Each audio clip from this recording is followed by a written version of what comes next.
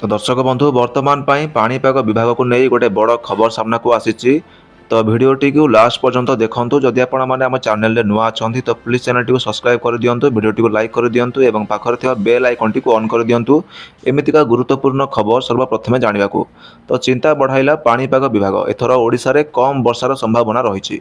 चिंता बढ़ाइला पाणीपाग विभाग, चलित वर्ष कम वर्षा हेब। एथर मौसुमी वर्षा 90% को खसला, जहाँ चाषी कूल बड़ चेतावनी अटे। चलित वर्ष मौसुमी वर्षा को नहीं सारा देश में चिंताजनक खबर सामना को आसी। भारतीय पाणीपाग विभाग पूर्वानुमान चलित वर्ष स्वाभाविक ठारू कम वर्षा हेबार आशंका रही। पूर्वर एप्रिल मासरे 92% वर्षा हेब बोली कहिथिला आईएमडी, एबे ताहाकू आहुरी कमाई 90% कर। विगत किछि दशंधि मध्यरे यह सबुठारु कम प्राक मौसुमी पूर्वानुमान बोली कुहाଯାଉଛି। साधारणतः मौसुमी ऋतुरे देश में हाराहारी 87 सेंटीमीटर वर्षा होता है, किंतु एथर मात्र 78 सेंटीमीटर वर्षा हेबार संभावना रही, जहाँ संपूर्ण भाव में स्वाभाविक ठारू कम वर्ग में आसूची। पाणीपाग विभाग अनुजाई कम किंबा नियंटिया वर्षा हेबार संभावना प्राय 84% रही। उत्तर पूर्व भारत में स्वाभाविक वर्षा संभावना अच्छी। मौसुमी जोर जोन बा देशर जो प्रमुख अंचल चाष पाई संपूर्ण वर्षा पर निर्भर करती, सेठारे वर्षार परिमाण 94% कम रहिबो। मौसुमीर प्रथम मास अर्थात जून रे वर्षा बहुत कम हेबो एवं अधिकांश राज्य में प्रबल ग्रीष्म प्रवाह सह तापमात्रा स्वाभाविक ठारू अधिक रहिबो। तेबे वर्षा कमिबार मुख्य कारण हेउची एल निनो। पाणीपाग वैज्ञानिक अनुजाई प्रशांत महासागर में सृष्टि होतिबा एल निनो स्थिति धीरे धीरे अधिक सक्रिय एवं शक्तिशाली हेबार लागिछि।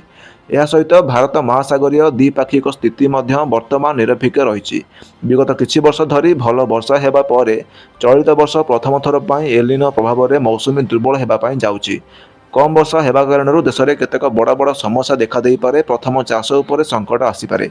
मध्य एवं उत्तर पश्चिम भारत में धान, मका एवं डाली जातीय खरीफ चाष गंभीर भाव में प्रभावित हो पारे। चाषी मानक कम पानी आवश्यक करुथिबा एवं मरुड़ी सह्य करिपारुथिबा बिहन व्यवहार करने पाई परामर्श दिए।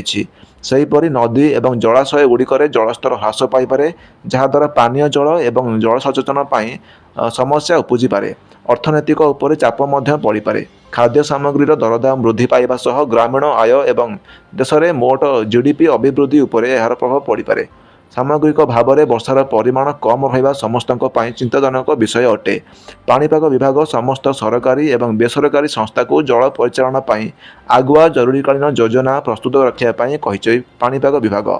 जून शेष सप्ताह परवर्ती आकलन जारी कर। तो दर्शक बंधु एटा थिला आजिर वीडियो। आशा करुच्ची भिडियोटी आपको निश्चिंत भल लगी।